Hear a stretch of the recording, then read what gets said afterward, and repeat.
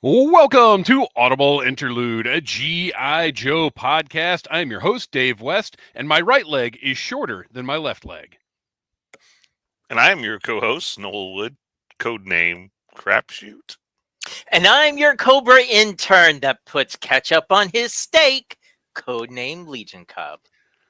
Okay, now Eject button. Yeah. Before, I mean, in real life, no, I actually don't even like steak. okay. But double eject. But as a Cobra intern, as a terrorist organization, what would terrify people the most? You're right. Yeah. You're right. It would bring roadblocks. Or mayonnaise. It would bring roadblocks to his knees.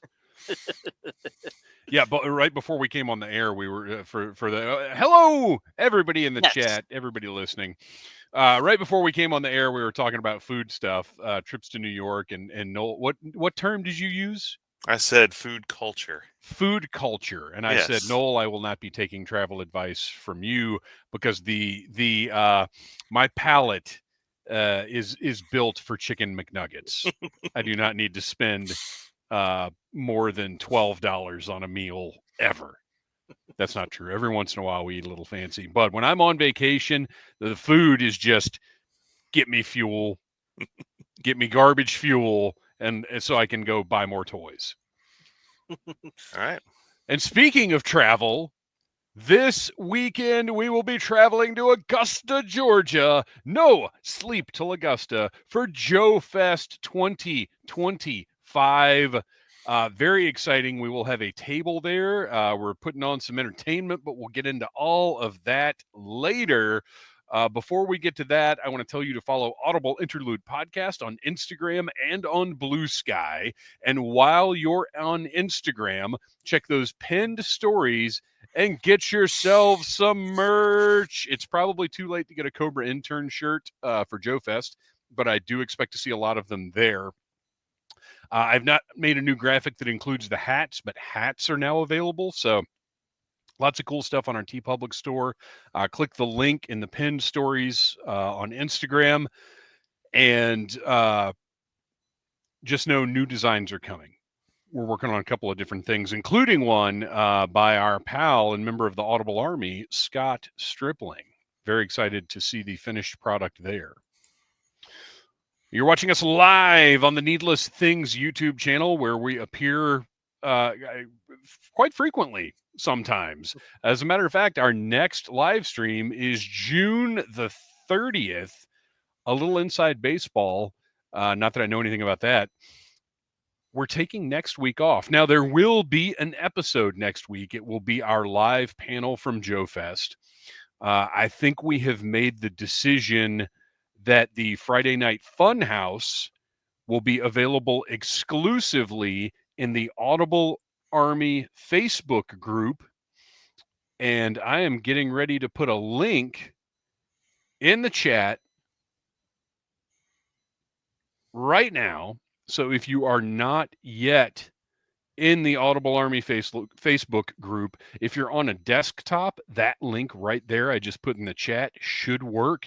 But if you're on mobile, send your email address to Audible Interlude Podcast on Instagram, and we'll get you set up. But I think the Friday Night Funhouse, no holds barred, anything goes, no script, no notes, craziness. We're just going to publish that in the Facebook group and nowhere else. It's going to be kind of a fun, exclusive thing. All right, what else we got here? We've got a little schedule stuff to talk about. I'm going to talk specifically about the Joe Fest schedule later in the show because we have a Joe Fest segment, but the whole show isn't Joe Fest. So if you're not going, don't feel like you're going to be left out. It'll still be fun to hear about the stuff going on at Joe Fest, but it's not dominating the show. We've got other stuff to talk about. Speaking of this Wednesday, put it on your calendar. Click the link now. Word Burglar on Needless Things. We are doing a live stream with Word Burglar. We're going to talk about his forthcoming Kickstarter project, Rhymes with Comics, where 15 of his tracks are going to be illustrated into a comic book anthology. It looks awesome. I actually got a sneak peek of something that we're going to share a sneak peek of Wednesday night, a little exclusive reveal for Wednesday night's live stream. Very excited about that. I didn't even know that was going to be a thing. So be sure and tune in right here on the Needless Things YouTube channel. All right, what do we got? Oh, we got a little follow-up. So Saturday, this fella arrived from Hasbro Pulse. I love it because Kristian, during my review, which goes up tomorrow right here on the channel, by the way, Kristian, guess what I said this reminded me of? I mean, I'm going to say a Centurion. Well, a little bit. I can see that. No, this reminds me of Kenner's Aliens line. Okay. Oh, well, that too, yeah. And I was thinking, it looks like a plussed up G.I. Joe Extreme figure with it does some more kind of. articulation. Yep. That's Well, and I that's think he the was first thing was in Extreme, wasn't he? Yeah. Yeah. But just like that aesthetic, that's G.I. Joe Extreme right there to me. And it makes me excited to see what they'll do once they get to some of those. And it makes me excited to think about, I mean, you'll hear most of this in the review tomorrow. I would love for them to do things like this with the little mechanized packs, like the pom-pom gun and the mountain climbing thing and everything. Yeah. And then like Fast Draw. What is Fast Draw potentially going to look like?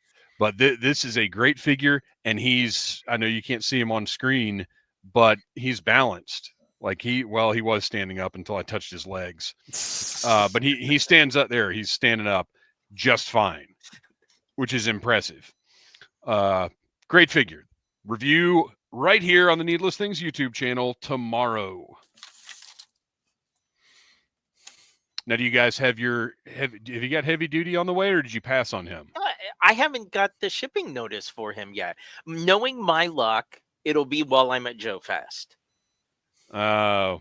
Or it'll be here tomorrow, because every time I call them out for not sending an email, all of a sudden, there they are.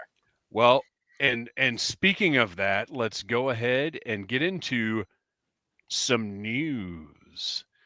So Amazon, right before we went live, updated Blowtorch, Darklon, Footloose, and Frag Viper to tomorrow as the release date, and they will be arriving Friday while I'm at Joe Fest. Dope. Oh, wow. Which means I'm going to have to come home Sunday and review all those figures because I got to get them up ASAP. Well, and of course, we saw, like I shared, those have popped up at a couple of Targets even before their street date. Yeah. In some cases. Saw some in the Midwest, and I saw some on the West Coast. That's interesting. Yeah. Oh, that's probably those 4 figures, if you got all 4 of those. Yep, Brett's going to have a very good mail day because Hasbro charged him. But much like me, apparently they don't send him emails either. And mine came in today because he just liked to rub it in our face like Dave. I got this little Amazon CMD store. I got this little Amazon deal for $69. These were going for, and they still may be up at that price. But like they were at 75, I think, and then they dropped them another $6, and I was like, you know what? If nothing else, if I decide I don't need the vehicle, I'll just keep the figure and sell the vehicle secondhand. Well, now you can get the APC piece from Gridiron put on the back of it. So I need to go in and cancel my Pulse orders like now, because Amazon's saying they'll be here Friday. If Pulse, they may not be, like, coming from Pulse, they're not going to be here before Friday. Well, Rexship asks, did they update Footloose? Mine still says July 22nd, Blowtorch on Thursday, Frag and Darklon on Sunday. Sorry, man. I don't know what to tell you. But you said you already have. Didn't he say he already has his? Well, his heavy duty came in. Oh. I thought he was talking about the other stuff. All right. Oh, but White Vegeta chiming in, who picked up nice. 2 frags from Target yesterday. Excellent. If you don't mind us asking, which coast are you on? Or are you... His next one, I believe, is... South Carolina. Right up the road. Yeah.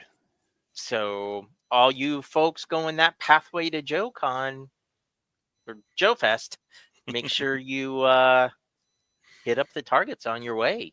Kristian, one of these days you're just going to have to accept that JoeCon is gone. I know it's difficult. I know it hurts. I just love to throw the word con at the end of anything. I understand that. Okay, so here we go. I am canceling Blowtorch from Pulse. Taking a risk here if Amazon doesn't come through, because I've been bitten before by doing this. But I don't want to take any chances to getting charged an extra $100 and something that I don't need to be spending right before JoeFest. All 4 canceled. Boom. Surprised we haven't heard anything from Big Bad about any of them yet. Usually they'll get, like when we're getting ready to see a few things come in, at least one will slip out of Big Bad.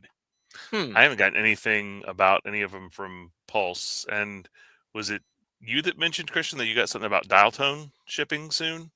Yeah. Yeah, I haven't heard anything about that either. Nope. Yeah, just the other day. I think I still have it up.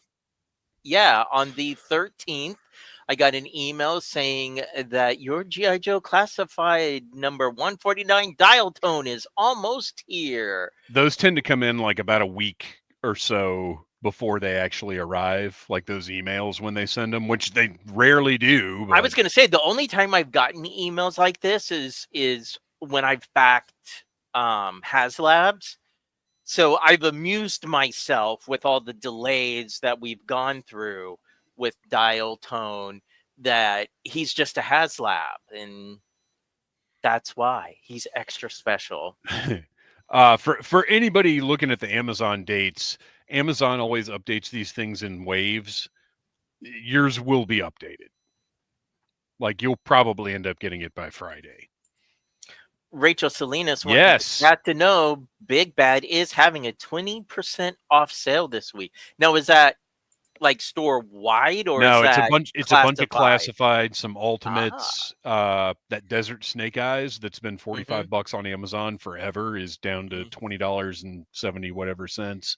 If you don't already have it, there's a lot of good stuff in there. Like it's a really good selection of stuff. All right, so we were gonna do. I got things a little out of order because before we talk about anything else, I want to talk about World War Hell. So I talked to Chris from Grindhouse Toys, on the podcast. I think it was last month. And we went pretty deep about World War Hell, what it was, how it came about, what the Kickstarter was going to be. And it is live now, and I'm going to get us an update on where we are. It was at 85% earlier today. It is currently at $61,500 of the $72,000 goal. Personally, now everybody's going to have to take a look at it and decide what you want to do. I backed the all-in because I just love his aesthetics, the stuff that he does, the choices he makes, the fact that he has switched to O-ring style from the modern style. But it still feels like it kind of has the modern style aesthetic to it. Oh, totally. The O-ring construction, so they look really, really good. We're gonna get into each of the figures in a second here.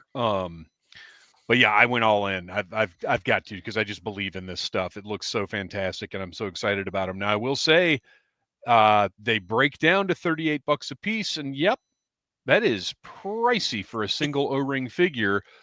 But when you're looking at them Each figure comes in, if you've seen him at Toylanta or Joe Fest or anywhere, or you can go to the Kickstarter page, which I definitely recommend you do. Each figure comes in a VHS box, comes with tons of accessories. And I know right now you're saying, Dave, you don't like accessories. And you're right. But the customization of these is so exciting to me. As you can see, the corpse here comes with, well, technically 2 different portraits, but you could consider the blood spatter a that portrait. Blood splatter is so good. Like, I couldn't imagine displaying it any other way. So it's multiple hands, lots of weapons, chainsaw, and we'll take a look at how the articulation works on these in a second after we look at all the characters.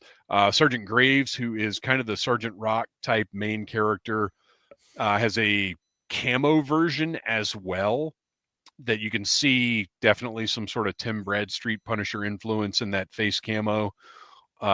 He's got the flaming sword. I saw Sergeant Graves, and I just figured that Grunt got a bit of a day there. This is Grunt after a particularly bad couple of weeks. Let's see. And we get into detail. If you go listen to that episode, that interview, we get into all the detail about the lore behind like each weapon in this, each character. So this one, Sergeant Spectre, is, as you can see, a ghost. He has possessed that weapon on the left. So he can come out of that weapon in combat from time to time if he wants to. Again, listen to the interview with Chris. It's awesome. The world that he has built and the thought that he's put into these characters, which is part of why I had no problem going all in. Next up is the Cerberus, which is kind of the trooper. Got a lot of options there as well. Just a good looking sort of standard issue military figure. And then finally, the Green Army Men from Hell, which is exactly what it says it is, and even includes a battle stand shaped like the old Green Army Men battle stands. The Decapitators may look basically like zombie versions of the Skeletron drones. Very, very Evil Dead looking. And again, the story of these was explained on that interview, so go check it out. This is the first, oh shoot, what is it called? Expansion. I'm at a loss for words. Stretch goal. Stretch goal. Thank you. This is the first stretch goal. Colonel Malum, whose uniform may look kind of familiar. And then finally, this is the look at the articulation. And as Noel pointed out, they have like pretty extreme articulation for an O-ring, but still maintain the general size of O-ring figures.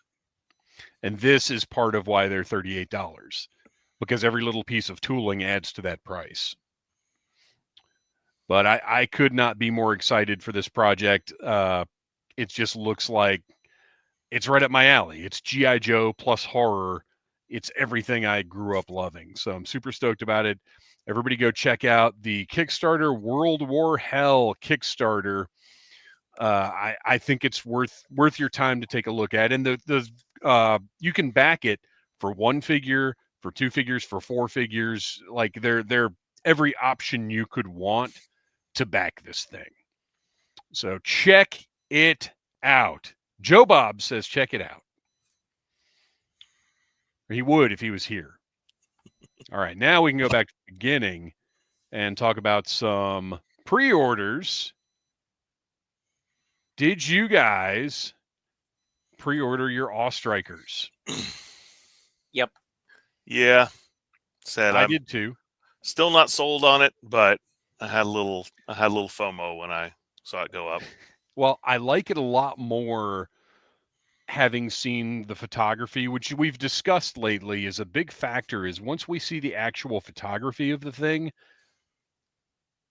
I feel better about it. And then usually once you get it in hand... But that's because in case you didn't know, these were actually made for toy photographers with toy photographers in mind, and you will be able to purchase them at your local toy photography hangout spot. I keep forgetting to put my SpongeBob in here. These are not toys. These are toy photography subjects. That's right. Yes. That's right. And this is a conversation the three of us were having. Are the front wheels larger on the photos? So there's a lot of talk about it being forced perspective. And that's not really how forced perspective works. Like forced perspective would be if there was a soda can over here, but it was actually way, way back here to make it look tiny. Like that's not really forced perspective. They appear to be much closer in size here. Now, if you look at the hubcaps, though, the hubcaps are, I guess the wheels inside the tires are different front to back. But these tires are not as extremely differently sized as these tires. Mm-hmm. And it's most easily noticeable. Well, here's another shot where now here the rear tire does look a little bigger. It's just hard to tell. But again, when you look at this, look at the picture on the box and look at the render, like those front tires are not the same size as each other. All four tires are different sizes. You have to collect 4 Awestrikers and mix and match the wheels to get correctly set. But you're going to end up with one that has all 4 little tiny tires. Yes. Well, that's the Awe-Shriner instead of Awestriker. And you fit 30 guys into it. Yes. I would love a little tiny Awestriker. That'd be hilarious. So anyway, I still don't like if it ends up looking like what we're looking at now in this render. I don't love it, but I'm sure it'll be fine. But everything else about it, I really love what they showed in all the pictures. I think it looks much cooler than I originally thought. Now, I still prefer the look of Gridiron's Hound, but that's not a toy, so it's disqualified from me purchasing it. It's also twice the cost. Why, yeah, right. Put up wreck ships. Wreckship says a sneaky Joe collector will buy 2 Awestrikers, swap out the 2 wheels, and return the tiny wheel Awestriker. Obviously, that's if you find them in stores. We do not endorse such tomfoolery, but what a good idea. But never, don't do that, Audible Army. We'll see what happens. Well, and also you got to consider third-party wheels will happen. Brian Hoffman wants to know, can I get G.I. Joe size cinder blocks to put it up on while I wait for better wheels? Wait for that retro road pig that comes with a bunch of extra cinder blocks. Well, no, actually, at Joe Fest, there's a guy who makes 1/12 scale diorama stuff, and I'm pretty sure he has cinder blocks. I can't remember. You can get them on eBay. Is it Dreadnought Dread? Etsy. Maybe he was. Is that right? One of the people I was going to call out today. Is he a diorama guy? He does. Yeah, he does diorama stuff, and he also does he does the dumpsters, right? Yep. I think he had cinder blocks, or somebody did. Anyway, Hoffman knows that. I don't know why I'm. For anybody else that wants to know, look for cinder blocks at Joe Fest. All right, moving on. So everybody in the chat getting their Awestriker. So we got to talk about this. I was going to save this for a little bit later, but we got a lot to get through. Kristian, you pointed out the bridge layer is on the box art for the Awestriker. And do you remember what your comment was? I said that this was a cruel tease, putting the bridge layer on the box like that. And I said, I agree with you. The idea that we would get the bridge layer before literally any other G.I. Joe vehicle ever made is a cruel tease. I do not have any interest in a classified bridge layer whatsoever. And I know it comes up over and over and over again, but it's just not for me.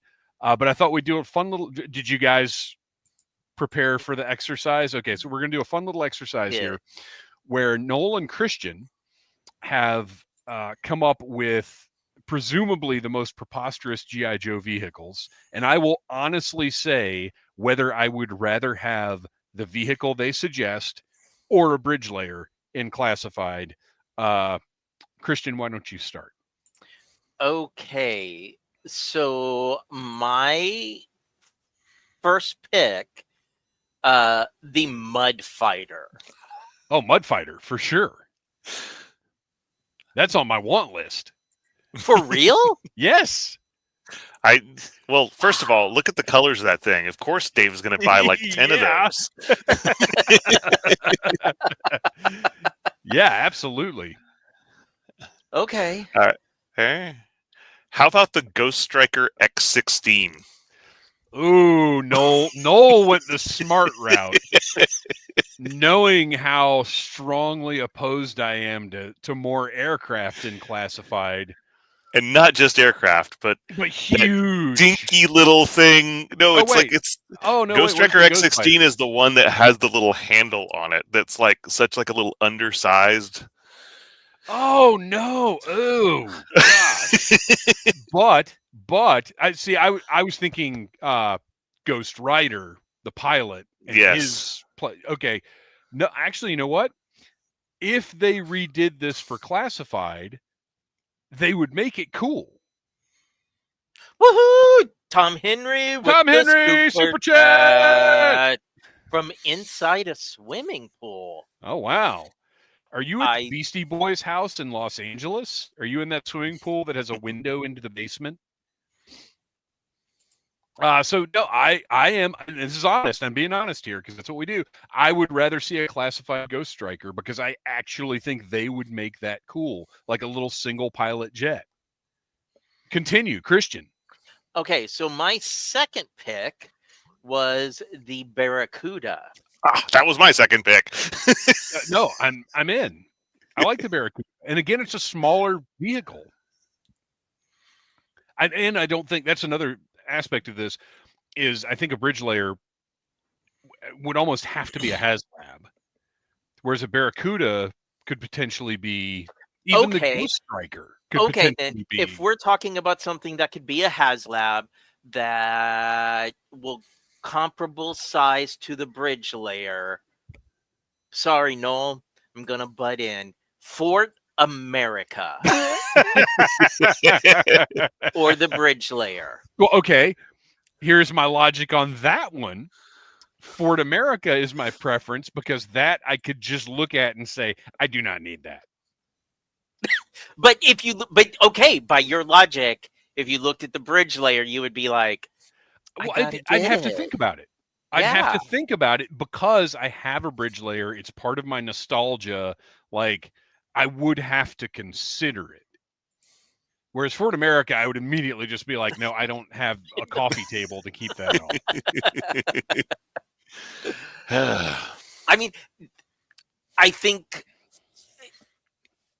this is probably not like they've done in the past, where the hint of a vehicle on the box means we're going to see this in the line. Well, I mean, they really don't even necessarily have a history of that because we've seen there's still that unidentified snow vehicle that didn't look like the Snowcat, but it looked more like the Snowcat than anything else.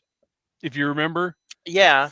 The Fang, but they still haven't announced a Fang. What else have they put on there? Isn't this the second time? I still think the Fang is going to happen. I think it is the second time we've seen the Fang's going to happen for sure. Well, anyway, Noel, you got one more? How about the mobile battle bunker? Oh, I wouldn't mind that. It'd be too big for classified for what it is, but I would rather have that than a bridge layer. It's a HasLab. Yeah, it is. It is. You're right. Brian Hoffman agrees with Dave that he also would want the Mud Fighter just because he wants the driver dogfight. Which, if they give us toll booth, I'll be happy with that. I was thinking of the Swamp Smasher. That's okay. You Mud Fighter. I was getting my vehicles Mud wrong. Fighter's the one. Well, with and when the Noel, I crazy knew you Mud were Fighter thinking of the is Swamp Masher, but the Mud Fighter is still. It's got a little fan on the back. I know he I'd would still take pick a that. Swamp Masher, and I would take a Swamp Masher in this line. yes. I would just want it to be a Dreadnought vehicle, not a Joe vehicle. So if you get the Mud Buster, they got the I Mud do agree with that. Fighter, they got the Swamp Masher, all these. Yeah, it gets environment destroyer. Bug, let's vehicles. go. Well, I saw the whale up in the chat too. Whale or Bug, let's go. Yeah, but with you, that's David drop a $1,000 on a whale. Are you kidding me? Yeah, that's not even. Brian Fabian, for our listeners, chimed in with the Cobra Bug, which would have to be a HasLab, but I think all three of us love the Bug and would be in for that. Rexship wants to know, what about the Crimson Command Copter? Ew. That's tough. It would just be no, I don't need that. Which I have, whatever the original version of the Crimson Command Copter is. I think it's the Night Assault Copter or something. It's the green camo one in the Joe version. I've got that, and it's compared to other Joe toys, it's not great, but it's a good toy. I'd be interested to see it in Classified, but I wouldn't want it. The Night Attack Chopper. Yeah, is that what it is? Yeah. Hammerhead. Lastly, Will R says the Hammerhead, which again, I love it in the O-ring. But my gosh, that thing would be like, whew. I still need an original Hammerhead. If I find one in the right shape at Joe Fest, I'm in. All right, let's move on from this silly talk to the retro bat. Now, did you fellas order any retro bats? No, I didn't. It's one that I may pick up later, but I've already got so many bats. Yeah, I know. I get it. It's not different enough. I love the color, and I love those blast effects and the scoring on the weapons so much that I want at least one just to put on the shelf to look awesome. I dig it, but I'm not going to troop build them. The weathering and the blast effects are the only thing that gives me a slight bit of, maybe. Once it's out and I start seeing people's reviews and photos, I might cave. But get you.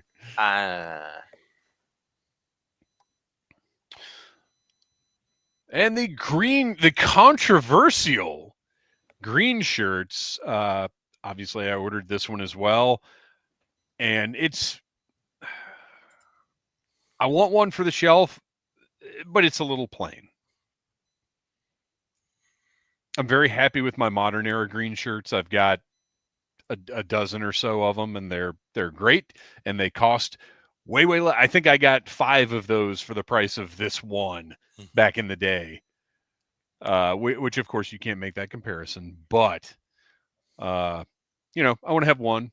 I want to do a review, put them on the shelf. Don't need any more than that. If I happen to see it, because I have had better luck seeing the retro carded figures on shelves. If I see this one in the wild, maybe, but it does nothing for me. Yeah, it's not. I believe it's a necessary part of the line, or a good part of the line. Not necessary, a good part of the line. But it's not the most eye-catching thing ever. Put Paul Galliano's comment up there if you would. He says, what controversy? I haven't heard why about it, and I bring on the female version. I agree with the female version. Well, the controversy is there are people who don't think that G.I. Joe should have support troops like this, that they don't belong in the canon. That's the controversy. And now Sergeant Slaughter and Minnie Mercer. Well, that's what. Okay, throw Scale Model Joe's up there. Yeah, we'll just finishing reading it. So Scale Model Joe's says, the Joe roster is so big and individualized, I just can't accept that the team has nameless green shirts too. If the Joes need backup, they just get folks from the rest of the armed forces. And that's one take. I think, see, I'm the complete opposite spectrum of that. Is I think it's a necessity that the Joes would have support troops. I've always been in the mind that they may have support troops, but those guys don't earn the name G.I. Joe, because G.I. Joe should just be the best of the best, which is why they find random like sailors out in the desert, or guys with no shirt hanging out in the Arctic, and just have them join the team without any vetting. I mean, they're not, maybe they're not officially part of the G.I. Joe team, but they are specifically at under the command of General Hawk. I think we're getting into semantics a little bit here. Their pay grade, as we've learned from all of the file cards we've been reading, is E4. Their main specialty is human shield, and their secondary specialty is ejection. Well, sometime in the next 20 years, we'll get to the file card that came with those green shirts in the modern era. So we'll find out then exactly what it says. The year 2320, we'll get there. That's right. So Sergeant Slaughter and Mercer, Mini Mercer. So I guess I didn't fully take in Sergeant Slaughter, which I guess that is Heavy Duty's torso, which I didn't really think about before when we were talking about Slaughter. Not Heavy Duty's lower half, though. Is Heavy Duty a bigger buck figure, or is he? He's a little larger. Just the torso bigger. He's a little larger because I compared him to Dusty, who's my average size Joe. He's my average Joe. And Heavy Duty is a little bit bigger than Dusty. So if Slaughter has different legs, he could be even bigger than that. But I didn't fully appreciate all the hats. I didn't notice just the standard cover that he comes with, which I really like. We did talk about the whistle in his mouth, which I'll absolutely be displaying. I like this set a lot. And to address the whole Mini Mercer concept, if you look at this, he looks fine. When he's right next to big, gigantic Sarge, he looks small. But if you look at this picture, that's, to me, I say again, until we got to Skybound, to me, Mercer was not like a hulking giant. And I figured once we saw him away from Sarge, the one thing that happened for me, and I don't know if this happened for you guys or not, but with the photos, I like the sneering portrait a lot less.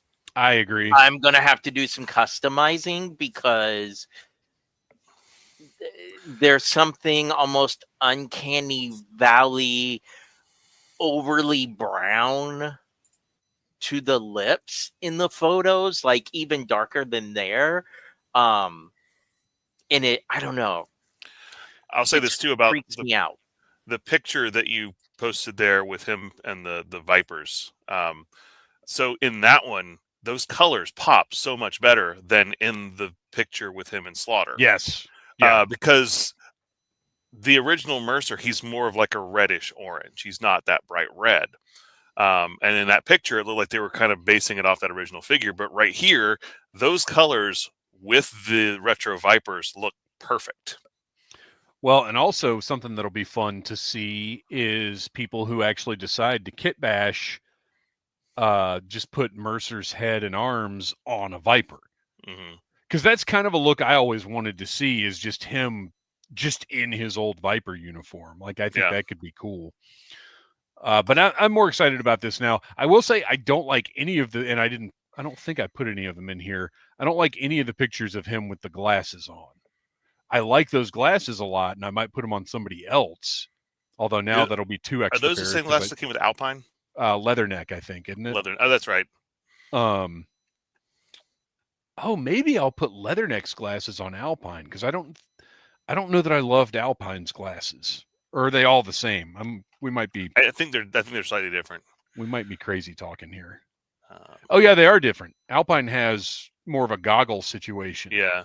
I was going to say, I feel like I have the goggles on Alpine, but I didn't like the glasses on leather neck. No, he does. I like the glasses, but I don't want them on leather neck. I might try them on Alpine though. That might look kind of cool. I'll check it out. All right, moving on. Oh, we already talked about World War Hell. Oh my gosh, we're moving right on through things because I believe that might be the last of the news. It might be time for some Joe Fest talk. Let's see here.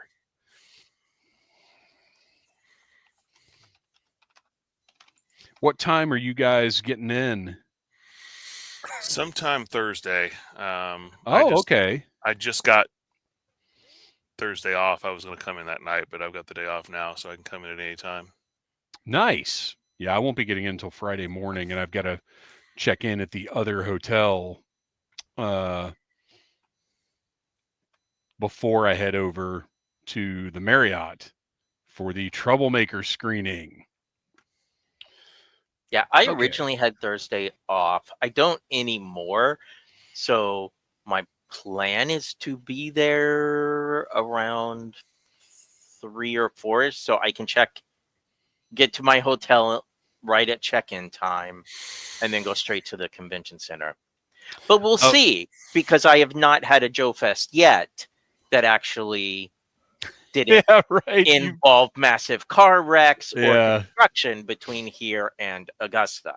Yeah, and actually you bring up a good point. I think we're going to have to go straight to the Marriott and check in at the other hotel at night, because the Troublemaker screening's at 5, and I'm going to need time to get the table set up. And so, yeah, we're probably going straight to the Marriott and just leave everything in the car. Well, call your hotel also and see if they can do an early check-in. Well, yeah, I'll try. It's off season. People do that, but it has literally never worked for me.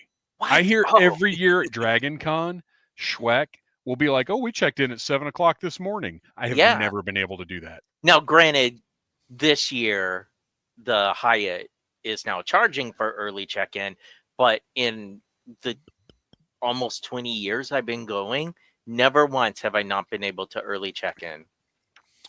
Well, I just don't have that kind of magic. When I was in San Diego, we stopped by the hotel, just asked if they'd hold our luggage at like 11 in the morning, and they were like, "You just want to check in now?" We're like, "Nice. Okay." We didn't even have to ask 5 hours early. Well, we'll give it a try. All right. So since the Joe Fest website is, we'll just say challenging, we are going to cover some of our highlights of what's going on. And you guys, I didn't specify what we wanted to do here. What I did is I picked 3 guests and 3 vendors that I was excited about. I don't know how you guys did it. It doesn't matter. We'll just be talking about fun Joe Fest stuff. But the first guest that I'm excited about is returning, because I believe last year he was at Heroes Con in Charlotte, which I hate that Heroes Con is the same weekend as Joe Fest, because we used to go to Heroes Con and it's the best. It's the best comic convention. But Joe Fest is going to take precedence over anything unless they schedule it the same weekend as Dragon Con. But Larry Hama is going to be back. We, of course, I've done several panels with him at this point. Well, Noel, you've been on 2 of those. He's excellent. A few years ago at a local convention, I got quite a few things signed by Mr. Hama in Sharpie. So I am bringing the G.I. Joe #1 box set, which you can see signed in Sharpie. I'm going to ask him to sign it in paint pen. Now, I'm trying to remember, though. Did he say he's not signing anymore, or he's not doing sketches anymore because of his issues with his hands? I can't remember which he said. And if he's not doing signing, then that's fine. But if he is, I'm going to get him to sign it in paint pen in the front, and I'm just going to take some Windex and wipe that Sharpie right off. And then, of course, this is like a prized possession right here. This is G.I. Joe #26 with Snake Eyes, Stalker, and Storm Shadow from their Vietnam looks. Patrick Sargent jumped in, and he believes it is sketches, and that's what I was thinking as well. That's what I think too, because I mean the signature, like at this point, he could charge what he wants for his signature and do quite well just signing stuff. And you're probably, I mean, if you're going to a convention, that's probably why you're an expectation, right? Yeah, but we'll see. I'm not gonna push it, but if he is signing, same thing on this one. Paint pen on the front, and then just Windex that Sharpie right off, because Sharpie will fade over time. So if you have the opportunity to get that fixed. Oh, and I've got one more too that I never got signed. The Fresh Monkey Fiction Zika. Oh gosh, I interviewed him and now I can't remember if it's Zika or Zyka. Larry Hama figure in the modern style. I got this one and never had it signed, and it's actually got a spot on the back for his signature, similar to the Sergeant Slaughter that Hasbro did for San Diego Comic-Con, that I didn't even realize that until Slaughter told me.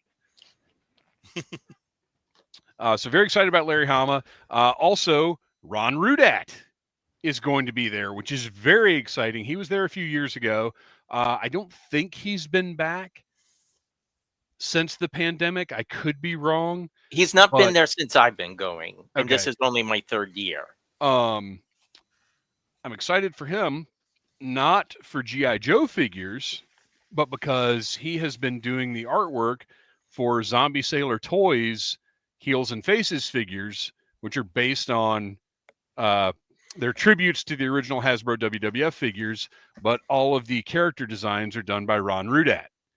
So I'm going to have him sign this super extra bloody Matt Cardona figure. And this is amazing. This is why I love Zombie Sailor Toys. There were approximately, I think, 2 weeks between CM Punk leaving AEW and signing with WWE. And Zombie Sailor jumped on it and was able to get the license to do a CM Punk action figure. Got that Ron Rudat art on the back. So I'm going to get that signed by Ron Rudat.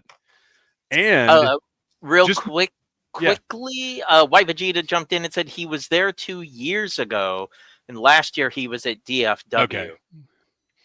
Okay. And they did a Larry figure on its own little card, which is fantastic. But Ron Rudat apparently had nothing to do with Larry. So the Cardona figure, I'm sure it'll be easy enough to get Matt Cardona to sign it at some point. He'll be around. CM Punk, it's less likely I'll get that one signed. And then finally, the last guest I want to mention, and there are so many more guests than what we're going to talk about here on the show. Go to joefestusa.com, I think it is. And, make your way through the website as best you can and check out all of the guests. But Doug Hart is the last name that I want to mention. Vital to the later years of G.I. Joe, and has had this incredible resurgence with the new O-Ring Renaissance. He's providing so much fantastic artwork for everybody that's working in that area right now. Very exciting to see Doug Hart is going to be there. I think it's Call Sign Longbow that's bringing him in, or is it Robo Skull? I cannot remember off the top of my head, but he'll be there. He's got prints. He's got $10 prints of artwork that he's done for, I think it's Call Sign Longbow. But there's going to be plenty of stuff available. I mean, I'm sure you'll be able to get old carded Joe figures there for him to sign if you want. What have you guys got? Real quickly, Scale Model Joe says, I accidentally sat with Ron and his son at the group dinner at a Simply Required. Accidentally, air quotation marks. Well, that's what's so cool about these smaller conventions is the stuff like that is going to happen. You're going to just run into guests. You're going to, my son and I ended up standing outside talking to Samantha Newark for a good 20 minutes or so at Joe Fest last year. Just ran into her and her, I don't know if it was her manager or what, but they were just hanging out outside. We just stood around talking. And Noel and I had that elevator ride. Yeah. The Voice of Zorana, and we didn't realize it until right as she was getting off the elevator. Then it clicked like, oh, wait a minute. That's why we knew her. Boy. Yeah. So what guests have you guys got on your lists?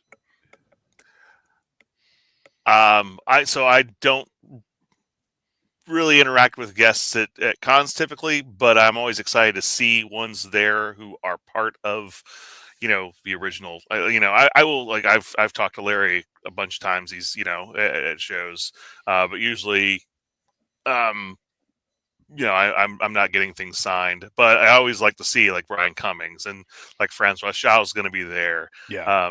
Zach Hoffman, Keone Young. So a lot of the voice actors from A Real American Hero. Always excited to see them there, and just because it excites me that they're still so connected to this property 40 years later. That's really the main thing with that. Or in some cases, have discovered the fandom and found a new connection to it, because a lot of in talking to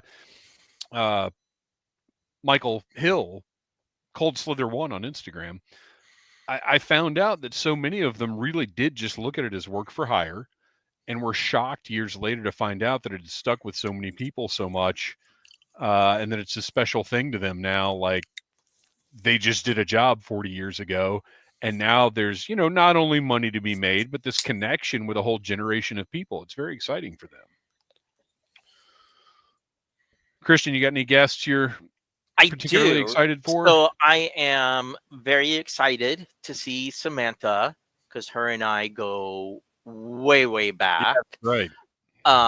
Also, this will be my first time meeting Brian Cummings. So I am super excited about that, because his resume is phenomenal.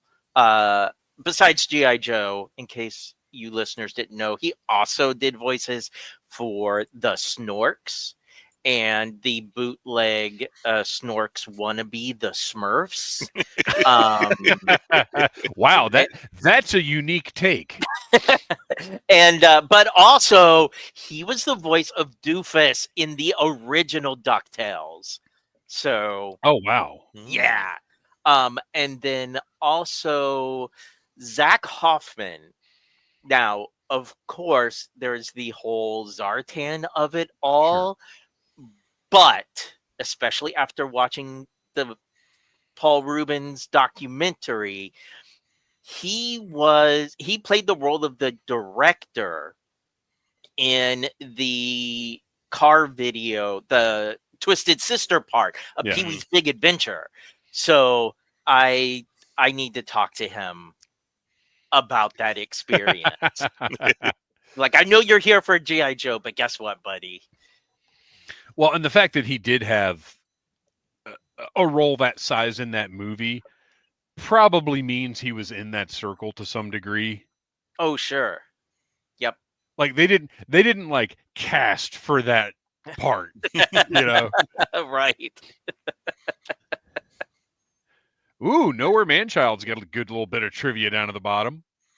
He says Brian was also the announcer for the all-new Let's Make a Deal in the 80s, so you could sometimes see him on screen. That is awesome. And I think I was also seeing he was the closing announcer for the Alf cartoon, which I've been watching on Tubi. Not Alf Tales, just the first season. Just the regular one, right? Yeah. Double Pale Ale, throw that up there, because that's worth mentioning. He says, we had dinner with Arthur I always say his name wrong. Berghart. It was an amazing experience.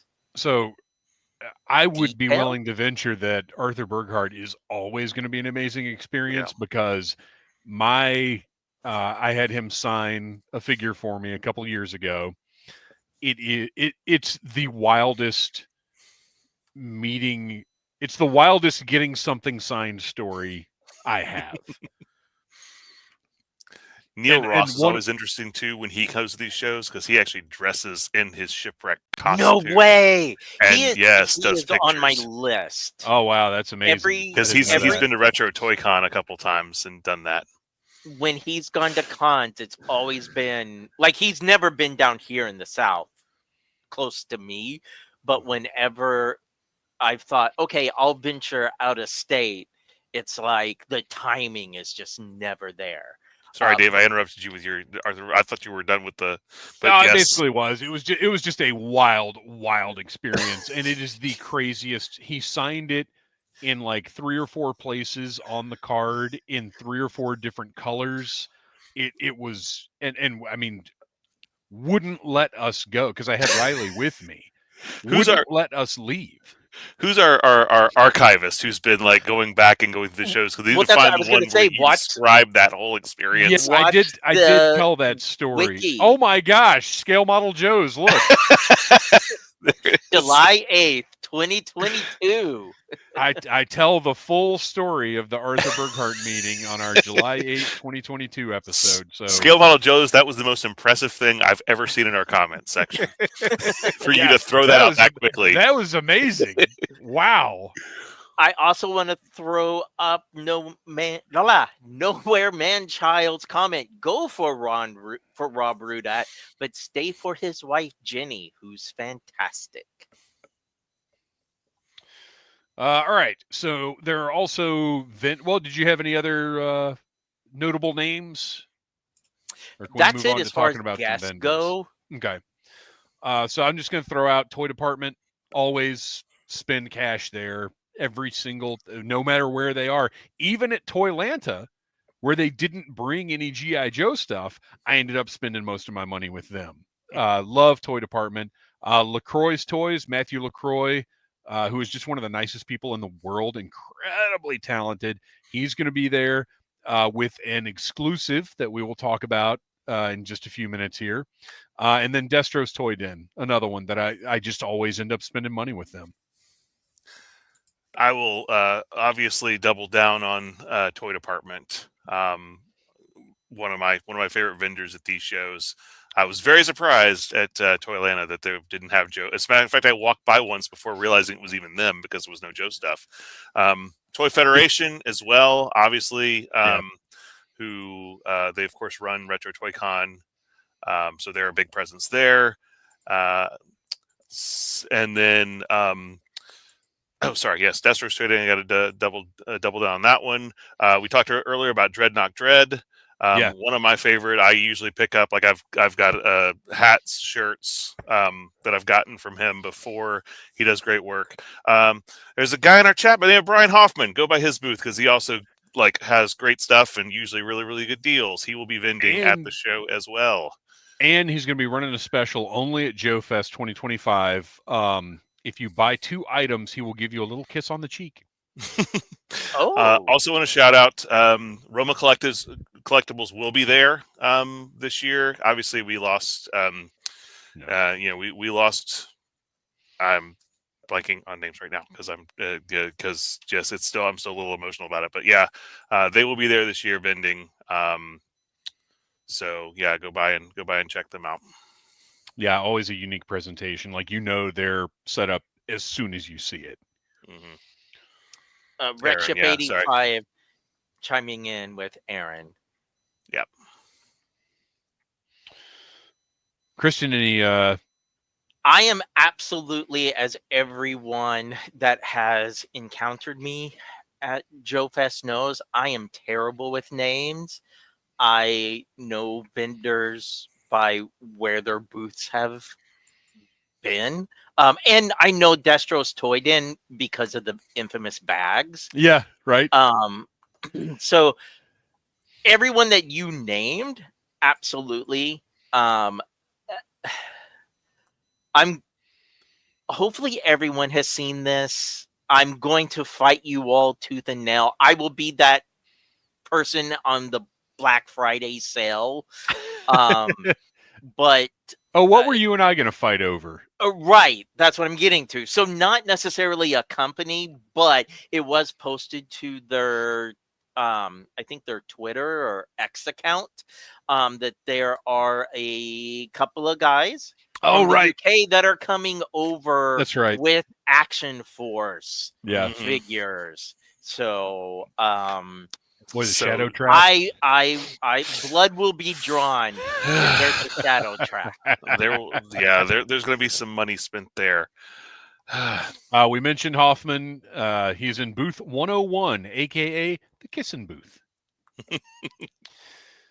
Let's see. Oh, and I would be remiss not to talk about Fantastic Toys as well. Oh yeah. Fantastic Toys always has great deals on figures, especially if you're just looking for like single, like loose, or just always some good deals. And they're super nice guys. I probably spent the second biggest amount of money with them at Toylanta. Mm-hmm. Yeah, and very nice guys. I end up talking to them every time I see them. Just really, really super nice. Okay, so our schedule at Joe Fest. Friday at 5 p.m., I will be screening my documentary film Troublemaker. Emmy Award-winning director Jason Wilson followed me around for about a year and a half, and we made a 52-minute film out of it. It is a very good, or is a feel-good movie. Everybody has enjoyed watching. I've had the opportunity to see it with a few audiences now, and it's very rewarding. So 5 p.m. I don't know the location of anything yet, but we'll figure it out. Join that Audible Interlude Facebook group, and all the info will be in there for sure. Friday night fun house. Again, we do not know the location yet. Probably 10 p.m., but we'll see. Again, Audible Army Facebook group will be keeping updated there, and Audible Interlude podcast on Instagram. We go in with no script. We don't know what we're going to be talking about. I may give away a box of earthquakes. There's just no telling what can happen. And the audio from this will be posted in the Audible Army Facebook group next week. And then 10 a.m. on Saturday, once again, we are hosting the Joe Fest kickoff panel, where we will talk about any updates about Joe Fest, news. We'll have some audience interactive stuff. And we'll be giving away the last of the first run of Itty Bitty Ditty bags. If you do not yet have an official Audible Interlude podcast Itty Bitty Ditty bag, this is your chance. I think I've only got like 10 or 12 left of the original contents. I have more bags, but what is in this first run of bags, this is the last of it. So these will be at Joe Fest and not available. I'm sure we'll give them all away. So show up for that kickoff panel to get your Itty Bitty Ditty bag. What else have I got over here? We've got stickers and other stuff to give away if you participate in the panels. We've got buttons, stickers, things like that. Oh! Rachel Salinas! Everyone listen to her because the likes are lacking. So smash that like button. Smash that like button if you like needless things. So lots of fun. Our live panels, we put a lot into them. We make them very interactive with the audience. We will be having a tournament of sorts. We'll have trivia, all kinds of fun planned for that panel. So you can delay running down to the dealer room and paying top dollar for the first thing you see and hang out with us for an hour. No, they corrected it. Originally, they had us going from 10 a.m. to 11 p.m., which seems excessive, but I was going to be ready with my Depends. But they have since corrected it on the Facebook page, 10 a.m. to 11 a.m., which is a relief for all three of us. We will be when we are not doing live entertainment or taking turns walking through the dealer room. We have a table right across from registration. We are table V28. You will know us by the sign and by our big giant heads at the table.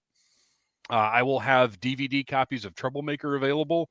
We'll have other fun stuff going on there at the table. Oh, look at this. Woo-hoo! Super chat. Third wave sabotage. See you all there. I'll be giving out free grape soda for real. That's the plan. Also, check out Scott Baker, who will have some awesome G.I. Joe magnets. I like it. Third wave, we'll have some grape soda together. Okay, so I just remembered I've got to share. I've got new buttons I made the other day.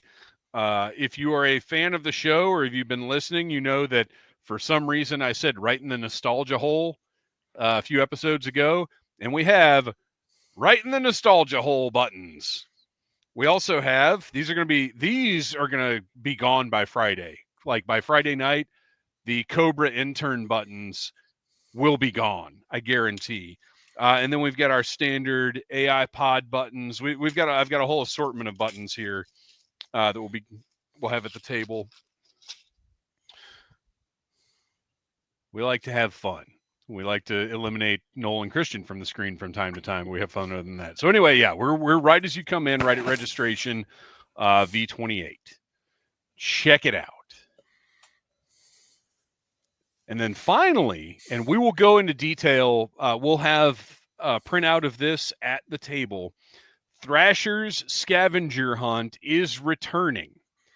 So the three of us will be participating in Thrasher's scavenger hunt, probably at varying levels of dedication. But that first live stream on the 30th, back after Joe Fest, we will compare our success with Thrasher's scavenger hunt between the three of us. We'll do that instead of Joe and Tell that Monday. So this is Thrasher's scavenger hunt, and you have until noon on Sunday to report to the Audible Interlude table with proof that you have completed Thrasher's scavenger hunt, and you will be entered into a contest to win a pretty darn good Audible Interlude mystery box. So all of this will be up on our Instagram. It'll be in the Audible Army Facebook. Well, it's already in the Audible Army Facebook group. So this will be easily accessible, so you'll be able to keep track of it. But it's just a fun little challenge for anybody listening. Thrasher Scavenger Hunt involves finding stuff at Joe Fest, vintage 82 to 94 item, a non-toy Joe item, a non-Joe item, a beyond the 80s item, which is anything after 89 or before 82, I guess, a comic book, a picture with a stranger in cosplay, a picture with a guest, and a picture with an AI pod host, one of us. And so that I want to specify the picture with the stranger in cosplay. We are limiting that to the convention center. Yes. Yeah, it has to happen. Please don't be wandering the streets of Augusta, because not everyone is wearing cosplay. Yeah, this all has to be at Joe Fest.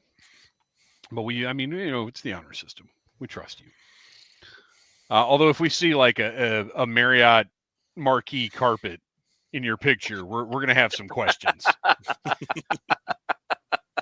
We got to talk about exclusives. We got a few exclusives to rifle through before we move on. First, from Fresh Monkey Fiction, this will be the early bird convention pre-order exclusive of the Phantom Core Command Unit, which it's a fantastic figure, but also it's an army guy, which is not necessarily my favorite thing, but it's called the Phantom Core, so I have to buy it.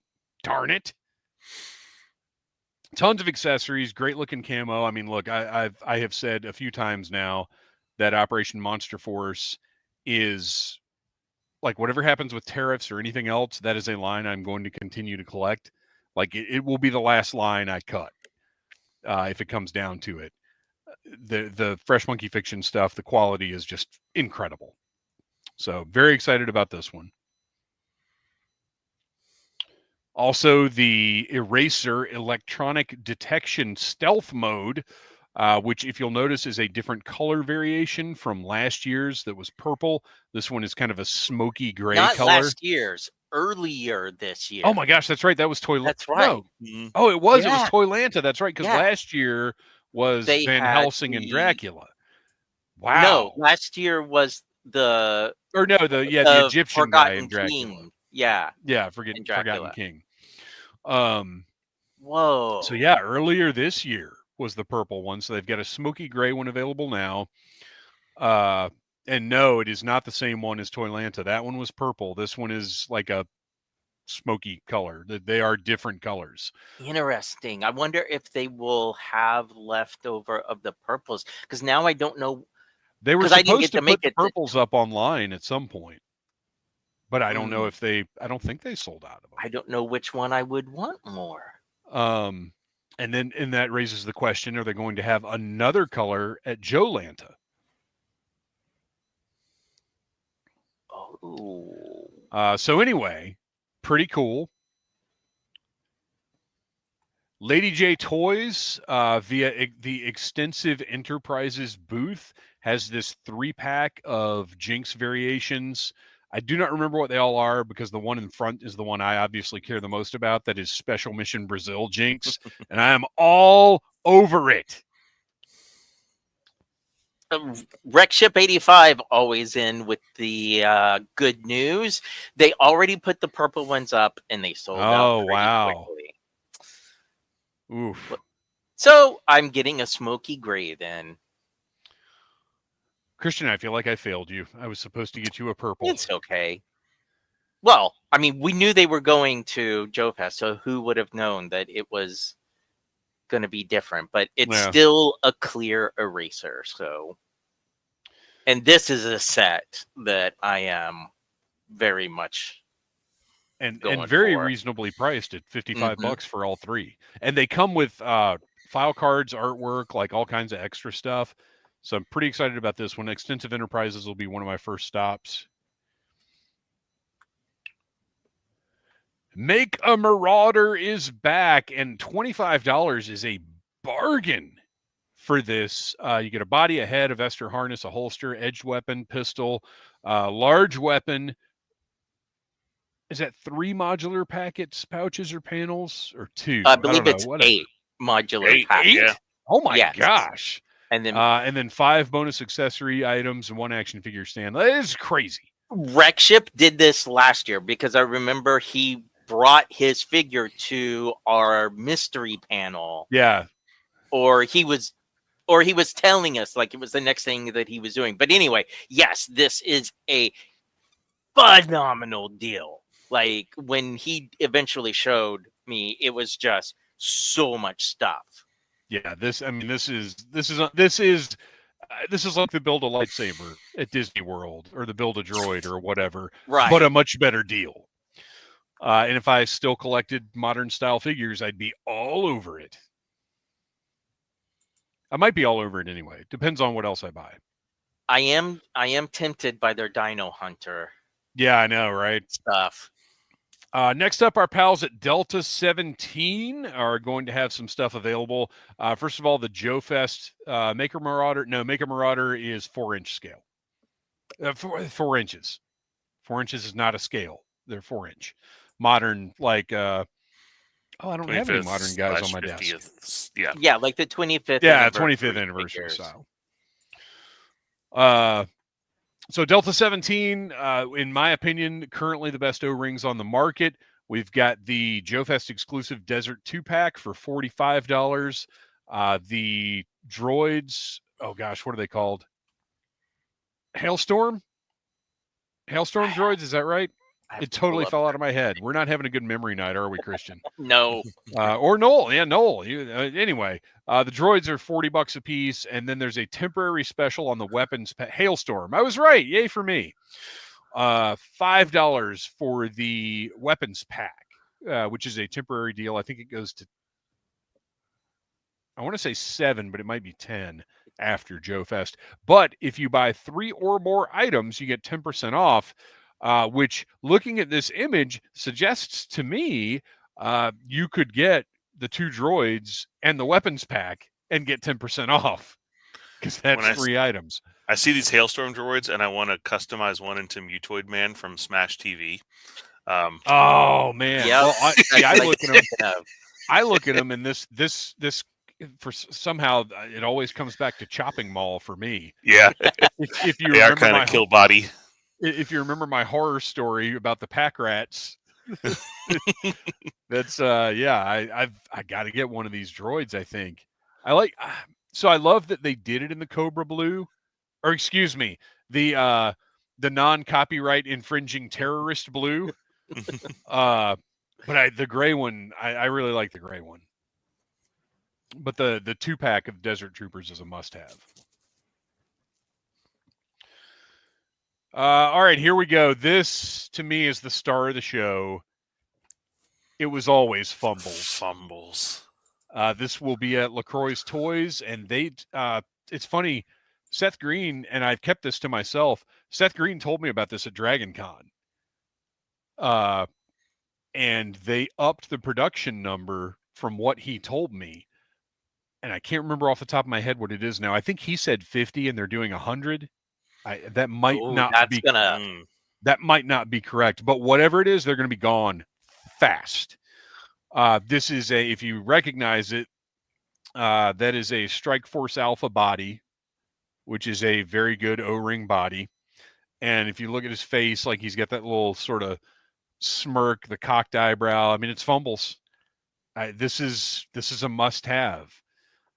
I just don't know what the price is going to be, and I don't know how many of them there are. So we'll find out at Joe Fest. This will be, I think it's going to be at LaCroix's Toys table. Oh, no tariff watch this week. We're going to leave that alone because things are so unpredictable and crazy. Is that really all that? Did you guys have anything else about Joe Fest? Not off the top of my head. I'm excited to see everybody. And again, that's going to be the big thing is make sure you come up and say hi to us. Tell us who you are. Yes. But come up and say hi, hang out at the table, come to the Friday Night Funhouse panel. It's going to be stupid. I was going to mention, it looks like, so the room upstairs where we have traditionally done our panels, I believe that's vendors this year. I think you're correct.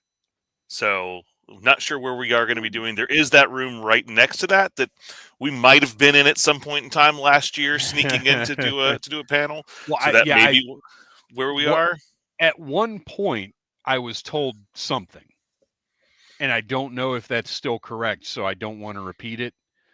But there is definitely at least a separate room for panels. They are not using that upper room anymore for panels. White Vegeta mentioning the Air Tiger, Air Eagle repaint. Yes, we did talk about that last week, and I just forgot to put it in the slides this week. But that's going to be at the what is it? The Transformer Chosen Prime table. Yeah. And then Tom Henry wants to know, anyone live streaming from Joe Fest? So I will be live streaming. I will at least be live streaming the World War Hell panel. I will try to do, I think Fresh Monkey Fiction has a panel. Stupid Buddy won't, they don't want people live streaming because they share like super special stuff they don't want online. But I'll take a look, and I will live stream anything that I can here, just like I did for Toylanta for the Independent Toy Makers panel. Anything that I can, I will live stream. So keep an eye on the channel, because there may not be a whole lot of notice, but they'll in perpetuity they'll be available. And White Vegeta also says, I believe last year the customizer classroom will now be the panel. That's where we were on Friday of last year. Allegedly. Okay. Yes. We popped in. We popped in to make sure the customizer class would have a good enough spot. So that's all we were doing. Yeah, that's right. Even though they were done, but yes. All right.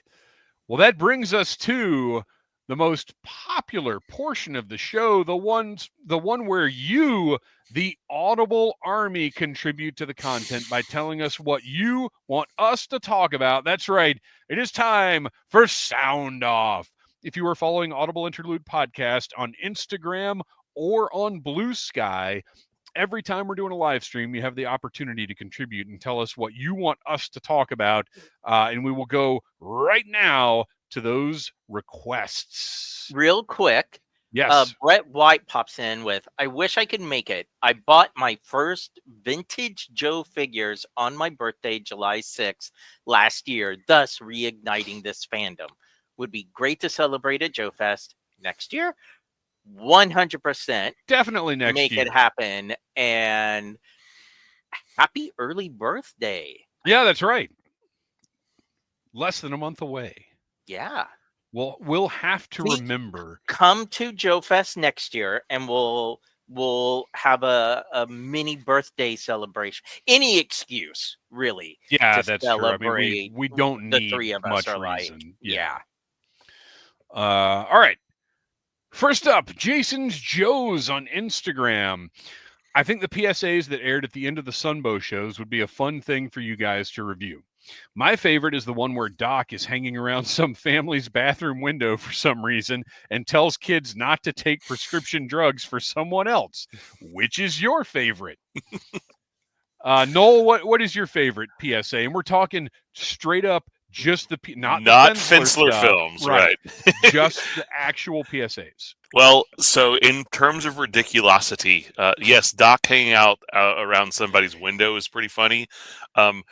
Deep Six in his you son of a gun gear, hanging out in like a little tiny pond.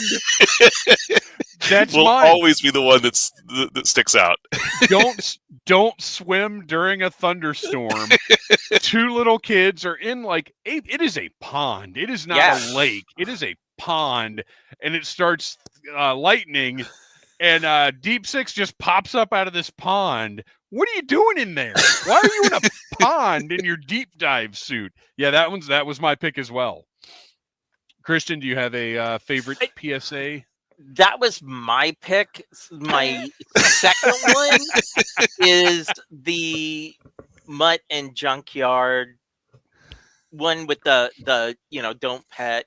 Oh, this dog may look friendly. Because growing up where I did, where everybody has farms and their dogs just roam free.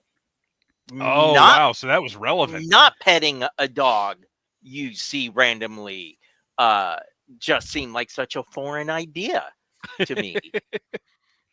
Brett White had a question about the ones, whether or not they were tied to specific episodes. They are not included with the post credits and the DVDs. I believe they were just kind of randomly assigned, but they do have compilations of them on the DVDs. Like the Foot Locker set has them. Yeah, they're on one of the discs in that Foot Locker set that I've got. I guess it's a bonus disc, maybe. Yeah. I think it's on the bonus features. And I'm with Rexship on this one. Honestly, I forgot what the actual ones are anymore because I've watched the Fensler film ones more. That is so true.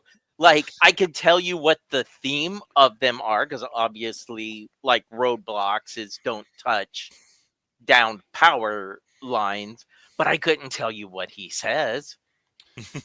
Well, and I think part of that is probably because for years we had ready access to the Fensler films, but not necessarily to the originals. Despite Hasbro's best efforts. Although, that's interesting, actually, that you mentioned how they're not on the DVDs, because when Rhino put out the first box set for Gem, it had the PSAs on it within the episode, like at the end of the episodes, or like on a as a bonus feature. Oh man, I have to look. I thought it was within the episode. So I mean, I have to do a follow-up. If you think about, because I know that like with She-Ra, obviously every one was specific to the episode because it was Wookiee, and it tied into like where you would find the character in the show. But I think with the G.I. Joes, they ran multiple times. Yeah, and I think they repeated, so they only made like a handful of them, and they would appear on like several different episodes. Now this is interesting. Nowhere Man Child says, random fact: the PSA with Footloose has blood. How to care for a nosebleed when there was no blood allowed in the episodes. Oh, that is an interesting fact. Remember Footloose. I do, because I remember that you having to tilt your head back, which I think shortly after that came out, it was said, no, don't tilt your head back, tilt your head forward. Pack it with gauze and tilt your head forward. I remember that. Like, that's how I know that you pack it with gauze. All right. Rexship, they're saving that for the retro card back. Got to move on. Scott Stripling Art, good friend of the show, and we will be seeing him at Joe Fest this weekend. I'm pleased to have found out. I'm reading through the Marvel books since I never actually finished the series as it came out, which is just the lead up. I know this one is long. Scott Stripling art. You were not here when Mandalorian Jedi was around, which, by the way, somebody send out a search party for Mandalorian Jedi. I miss that person. I know this one is long. While researching Snake Eyes for a drawing I'm doing, I see the face reveal. I have not read the issue yet, spoil away, but I was so disappointed. I was expecting so much worse than Jonah Heck's face. My question is, were you guys disappointed, and do you think it even mattered? I don't know anyone who thinks of him with a face. So my response to this is I sort of agree because I thought he was going to be way more mutilated than he was. But the only reason I feel like in the context of the G.I. Joe comic, he was really mutilated. Like in the context of other pop culture things that we're aware of, like Darkman. He's not Darkman, but he's he looks pretty rough. He's got that one big eyeball and like he's jacked up. He's not pleasant to look at. Yeah. At the time when that issue came out, it was a bigger deal to me that we saw Cobra Commander. Yeah, I agree. That to me was the mind-blowing part. Yeah. Well, to me, it wasn't the extent of the damage on his face. It was the kind of hiding his identity part of it that the mask was like mysterious there for. Yeah, it was actually just seeing a face at all. Yeah, was crazy. And as to, I don't know anyone who thinks of him with a face. Scott, you would be surprised to discover there is a vocal portion of the fandom who are desperate for unmasked portraits for Snake Eyes figures. It comes up all the time. Wearing his plastic pretty face, or no, they want the mutilated, messed up face. Now, wow. I do. Oh man, I've got stuff all over the place here. Hang on. If you'll notice, I just happen to have right here that I showed earlier. We do have an unmasked Snake Eyes figure here, technically. In the Long Range Recon Patrol set, that Snake Eyes does not have a mask on. Now it's pre-mutilation, but he's got this weird cross-hatching over his eyes where his hat was. But it's still like getting that figure was kind of mind-blowing to me, because it's one thing to see his obscured face like in the comic in that way, but to get actual figure of Snake Eyes without any mask on was interesting. All right. Tom Henry. We saw the real musicians. Oh, this is from Blue Sky. I'll say I did not see this one before. Okay. Oh yeah, I should have sent this one to you guys. I didn't even think about that. So you guys are at a disadvantage here. We saw the real musicians behind Cold Slither as a music producer. Who are you hiring for the eventual Average Joe's band? So I'm just putting together the musicians I would put together for reasons of visual and awesomeness. I'm not trying to be realistic at all.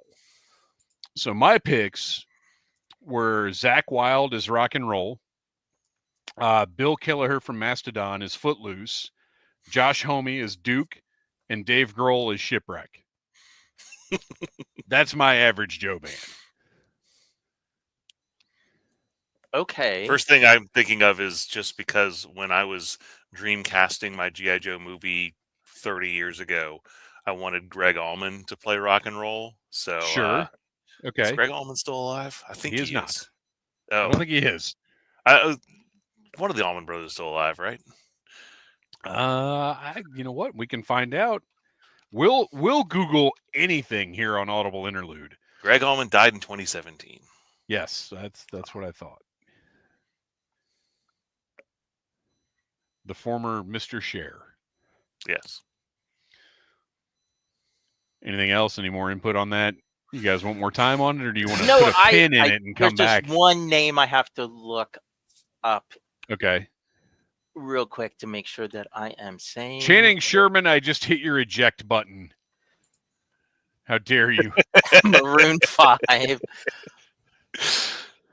Because when I just read this, my brain didn't immediately associate them with Joe characters. So I was thinking, oh, what band do I want? And the first name that popped in my head was Bruce Springsteen, but I couldn't build off of that. So, Okay, well, so mine is Debbie Harry as Helix. What? What are you doing? We're building a new band. Oh, completely different band. Completely different band. We'll allow it. Okay. So I have Debbie Harry as Helix. Okay. I have Nancy Wilson as CoverGirl. Okay. I have Ellen Burnfield, who was the singing voice of Pizzazz on Jim and the Holograms, as Lady J. All right. And Nina Hagen as Jinx. Nina Hagen. Oh, goodness. Hagen. Well, Kristian, you have not disappointed.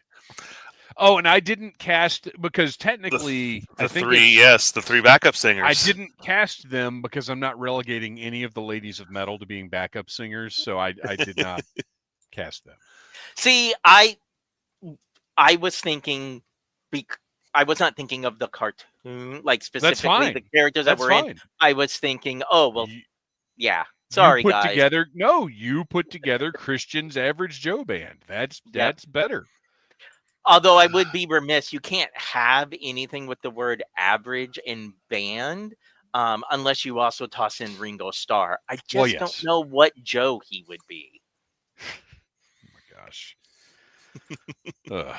Noel, did you have anything to round it out, or? No, this was one I would have like if I had gotten this ahead of time, I would have come up. Yeah. Well, you can. We'll do a little follow up at Joe Fest. Well, you can come back around to it because Noel is a huge music person. I think this question is probably very personal for him, so we will do a follow up at Joe Fest. And Nowhere Man Child taking Average Joe very seriously. We have Joe Perry, Joe Bonamassa, and Joey McIntyre. I like it. Well done. Brett White, modern Ringo equals Cobra Commander unmasked. Huh? That's true, actually. You're missing Joe Elliott, but he's English, so that might not work for all-American hero. Throw Tom Henry's up there as well, please. And Tom Henry wants to know, was that better than the goose question? Low bar, Tom Henry, low bar. All right, moving on. Silent interlude from Instagram. Why did the JUN live stream get canceled? Did they need more time to get the Polar Battle Bear with Arctic DJ HasLab put together? We have, okay, we'll talk about that. How are you feeling about the World War Hell Kickstarter? Well, I think you know how we're feeling. The figures look fantastic to me. I'm just trying to decide which ones to pick up. Obviously, we covered that very thoroughly. I'm feeling great about it. Polar Battle Bear with Arctic DJ. First of all, yeah, please, but it's not a HasLab. Like, that's just a release. And as far as why the live stream got canceled, all we have is speculation. I think if you look at current events and consider one of the items that was supposed to go up for pre-order, that's my guess. It was probably one of those pre-recorded live streams, so they were not able to adjust things or scale model shows. This is still my favorite excuse that I keep seeing. It was canceled because nothing leaked early this time. That seems fair. All right. Scale model Joes. Speak of the devil. All right. Here's a thought exercise. What if the vintage toy line has its own continuity separate from the comic or cartoon? It may surprise you to know that in my head it does and it did. meaning the introduction of a new character with the same specialty as a previous character means the older character mustered out or was lost in the line of duty. So dial tone becomes the new communications officer because Breaker is no longer on active duty, etc. However, Bazooka does not replace Zap, for example, because Zap got a new figure in 1992. Who's in, who's out, or is this dumb and the Joe team is big enough for duplicate specialists? And my first note on this is, oh, I see the research junkie is trying to drag us all into his little hell. But I really do like this. But this is a segment. This is not just an off the cuff thing. This is something that I think is worth exploring and talking about in much greater detail, because I like this idea of looking at who got version 2s, who didn't, who like that. This is a good concept, and we're going to put a pin in it and do a segment on our next audio episode. I like this one. You guys want to talk about this later? Yeah. This would be very interesting to talk about, because I have thoughts about it, but it would definitely take some time. Yeah, we'd have to sit down and take a, because I want to give this the attention it deserves. I don't want to just try and remember stuff from my crusty old brain. Okay. Podcasts from the Pit. Everybody check out Podcasts from the Pit. They will be at Joe Fest, just a couple tables down from us. Anything special you are hunting for at Joe Fest? Yes. I'm not saying it. Kristian and I already gave up one of our golden goodies that we shouldn't have said anything about. Listen, I've had this conversation with quite a few people, but my list, more than any other year, has totally kept changing. Yeah, me too. Because a lot of what I had as, I want to get this at Joe Fest, I have been able to get off of eBay working these overnights at prices that are even better than I know I'll have at Joe Fest. So nice. It's been shifting and changing. But mine has been changing because of the vendors sharing their little sneak preview pics, and I see things and I'm like, oh, I'm going to have to look for that. So, but no, I am not sharing any of the things that I'm looking for. It's the toy business, not the toy friendship. No, it's the toy photography. It is the toy photography. You're right. You're right. Man, I've got to make that SpongeBob a permanent part of the slideshow, like I did the Destro banana. I've got to keep that. I've just got to leave it in there.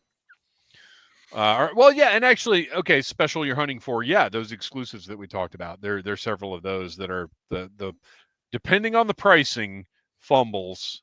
Although I know LaCroix's figures, rightfully so, command a premium. And then the Delta 17 for sure, the Lady J, like all the exclusives we talked about. I will say that I have made a list, a small list of Valor versus Venom and Spy Troops era troop builders that I'm gonna do the Noel route that year when he was buying up every television that he saw. Like, I don't care if they have weapons, it's just for a project that I'm doing. Yeah. So, like, if I see Neo Vipers at what I think is a good price for them, I'm buying it. All right. Last one, Drowning Reddit. If I didn't miss commenting for the show, and you did not, you got it in, just 7:30 is the cutoff for anybody paying attention. At 7:30, I download the slideshow and upload it to StreamYard. So that's the last minute you can get anything in. A Rise of Cobra and Retaliation review, or even better, a running commentary of the movies. What date should we mark on our calendars? So it's funny you say that. We are absolutely reviewing these movies at some point. The Needless Things podcast, we actually used to do something called a Needless Commentary, where we would provide our commentary while we watched the movie. But since Kristian's in Orlando, it would be difficult to coordinate that. We during the pandemic, we tried to do it online for Needless Things, and it was a pain. It didn't work out very well. But we will definitely do reviews at some point. Because I just thought he was worried about our health and wanted us to record commentary while running. No, not at all. Not at all. Oh, run. So yeah, I doubt both of them will be this year, but we will try to get to Rise of Cobra before the end of the year. And we did, Noel was part of our commentary on G.I. Joe the movie, the 1987, and that's available if you go to the Needless Things podcast on Spotify or wherever you listen. That commentary is available. I'll post it in the Audible Army group so everybody can check it out if you want to. And Paul Galliano wants to know, are you guys planning to go to San Diego Comic-Con too? No. I freaking wish. I went twice many years ago, but it's been... I thought you went more than that. No, I went in 07 and 09. Okay. But yeah, that's I'd love to do it again, but the show's so huge now, and you have to it sells out so fast. Are you the one that brought me all the Rise of Cobra stuff? Because I've got a ton of promotional stuff for Rise of Cobra, and I cannot remember where it came from. I've got several of these. That's Retaliation. That's not Rise of Cobra. I've got stuff from Rise of Cobra too. I don't know where this came from either. I don't know. I might have picked up, because I know I picked up some exclusives for people while I was there, but I don't, because they had the Destro 2-pack.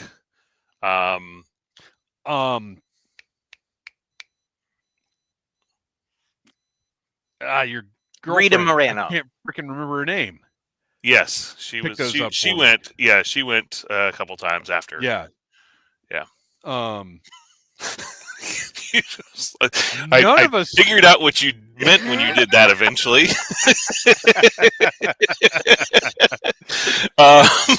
Memories are not working tonight at all. Yes. It's a good thing. Yes, an ex-girlfriend. It's a good thing. Well, I think I said your girlfriend at the time. Yes. That brings us to our last segment of the show, Joe and Tell, where each of us shares on camera something from our personal collections, maybe a new acquisition, maybe something older that we have a story attached to, or maybe just a mug. I don't know. Have you guys got Joe and Tells this time around? Noel, I know you do. I actually, I think I used up my huge supply that I had. Well, so did I, except for the one thing that you one-upped me, so I didn't ever use it. Because I had also acquired a book and record. Well, it happens so rarely. You have to let me savor it. All right. Well, Noel, you're up first. Sure. Well, I've got a couple things here. This is actually one that. Well, don't use them all. No. Well, this is very brief, because this was a comment that someone just made a few comments back about an easy custom on a Fumbles. Because I'd like to pick up that Fumbles at Joe Fest. I don't know if I'll get to it in time, but so this little figure wound up in a collection of like modern Joes. I don't know where it's from. It's not a Joe. It's got this. Let me get the. Oh my gosh! What? But he's like the first time I saw this figure is like, is this a Fumbles action figure? Because he's right. Yeah. But what a strange little for our listeners, it looks just like Fumbles. Yeah, he has like this face. Yes, I was trying to see if that was picking up on camera. Like I'm presuming that there's like a mouthpiece that goes in there, and that's why he's got a little hole for his mouth. But I think he's a diver figure. Yeah, but anyway, he's all black. He's just like the only part of his body that's exposed is his face. He's like got a balaclava that goes over the rest of his head. But anyway, so this has been my stand-in for Fumbles if I want to pose with Fumbles. So, and I said I don't have anything super exciting, but I did have my birthday a couple weeks ago, and a good friend of mine, Don, he's one of the best people I know. He's been going through a lot of stuff. He was not able to make it to my birthday party. but he did mail me something. He sent me a message and said, "I got something in the mail for you, buddy." So a few days later, I get a package and I open it up, and he sent me this nice G.I. Joe's Geeky Tiki, which is the Storm Shadow. I never picked these up. I have a lot of Tiki stuff in the house, but don't typically collect the pop culture stuff. Mostly, I do have a lot of the Star Wars stuff that I've had for many years, even before I really collected Tiki mugs. But this was released a few years ago. There was a Snake Eyes and a Storm Shadow. Those are the only ones they ever did. But this is definitely, of the two, this is the one I like better. So yeah, very, very cool to have this in my collection now. Yeah, for anybody that doesn't know, Noel has an incredible tiki bar. Oh yes, and yes, they've got to finally experience it in person for the first time. The tiki bar, the toy room, all of it was amazing. Noel's house, very nice, and his little dogs, and your little dogs too. All right, I'm gonna go ahead and go, because I stopped at old Target on the way home from work today. And even though our pal Scott Stripling has acquired these for us, I couldn't help but buy the Python Patrol bat that was right there on the pegs. I was like, might as well get it now, so I'll have it for the show tonight. Look at that file card. And we're going to do a live unboxing right here on the show, because it's already a bat. It's the same thing. I've already reviewed the bat. I'm not going to worry about it. I'll put this up on TikTok as a clip or something. So there's all the exact same packaging. Although I do love, I guess this is probably the same AI art that we've been seeing, but I do love the Python Patrol stuff in the background on the card. And I love you know what? I tore it off before I read. Includes backpack, rifle, claw, torch, drill. What? I guess that's a drill. Removable right and left hands. So they have called the laser a drill. Maybe it's a laser drill. Well, maybe the Python Patrol version has a drill instead of a laser. Somebody's got to do their teeth in a separate little tray here. Well, and when I was a kid, I thought it was a drill. Like, I didn't know that was a laser until I don't know when. I don't know when I found out that was a laser. But yeah, when I was a kid, it was a drill. Oh my gosh. Speaking of, they're not coming out of here. This is exciting viewing for everybody. Well, while you're Paul Galliano, we're waiting, the one above that one.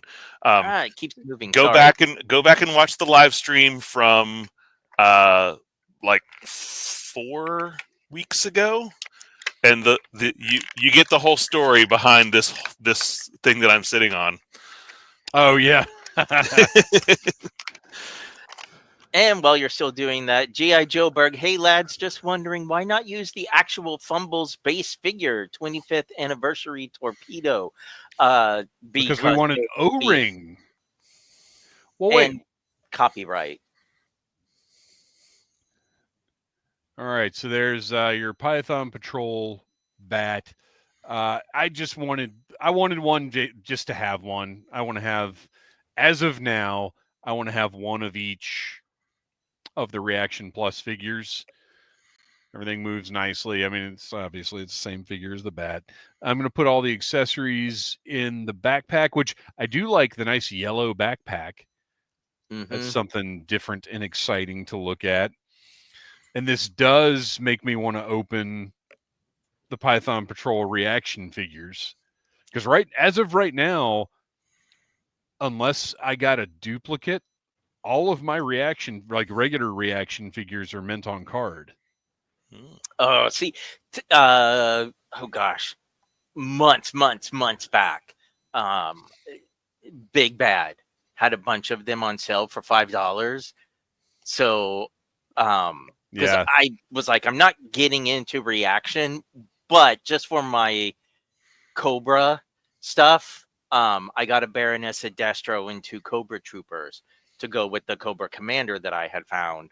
And I see what you all meant by like those packages are gorgeous, but I immediately ripped them open. Well, and I still have I've opened up a couple of them, but most of mine are still on card. And I like Books A Million had them ranging from $5 to $10 for a long time, and then might have found a couple of deals at Joe Fest where people were clearancing them out for $5 a piece. Yeah, you and I loaded up a couple of years ago.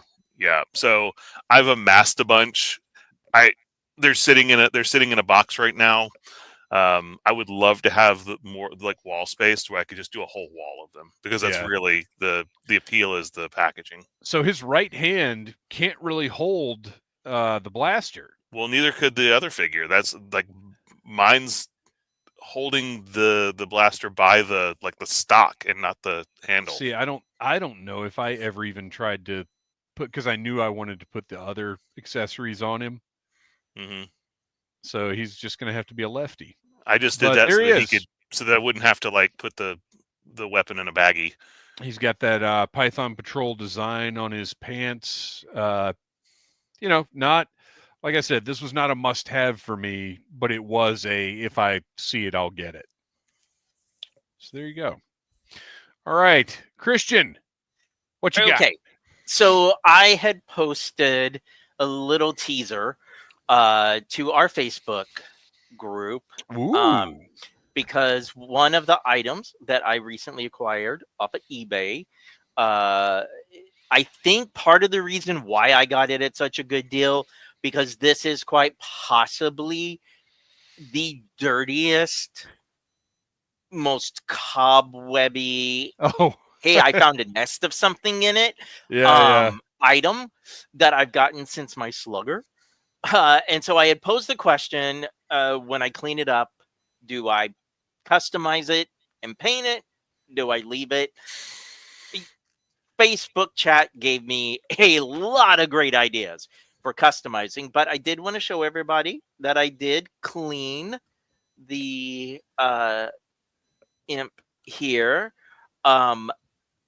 If I can find a second one at a good deal, I'm probably going to get one and customize that one, because when I took this one apart to clean it, the ratchet for the missile piece, one of them has extreme stress marks. Like and I am very nervous about it breaking.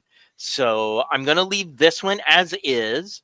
But I love it. It's obviously bigger than the Joe's Armadillo, but it's sort of like, it's what it reminds me of. Just this little compact tank. It's like thing. If the MMS and the Armadillo had a baby. Yeah, I don't know really how, like in theory, right? Having missiles that explode and landmines go all over the battlefield are really cool. Yeah. But in terms of playing with them, the whole because the top part snaps on. So I was just trying to imagine kids sitting here like, and then pouring these out. Yeah. I would have been too lazy as a child, and it's like, this is a missile. That's it. But yeah. Very cool. That's my and tell. I like it. All right. Well, that is all the show we got for you this week. Everybody that can come out to Joe Fest, we're looking forward to seeing everybody. Remember, we're at table V28, right across from registration. Join the Audible Army Facebook group for up to the minute information, but you can follow Audible Interlude Podcast on Instagram. We'll keep everything posted there as well. Our music is by Andy Samford of electricminnowmusic.com. Kristian, tell us about that toy photography you do so well. So you can find me at Instagram and Blue Sky under the name Legion Cub, doing that thing that apparently all toys are based around. So toy photography by toy photography. I love that this is such a point of contention now. This is fun. Noel, tell us about the Finest and where they will be. The Finest is International G.I. Joe Costuming Club.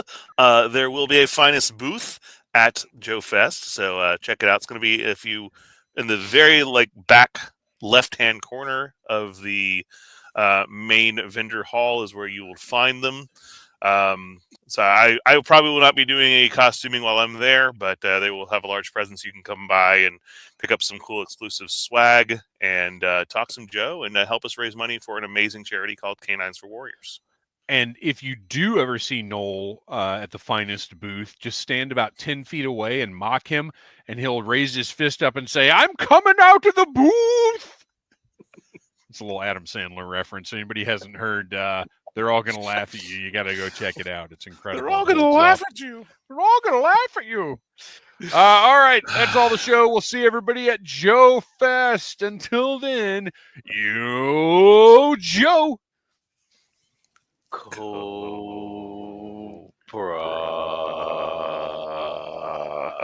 I thought Noel was throwing up. No, he'll be doing that Saturday night at Joe Fest.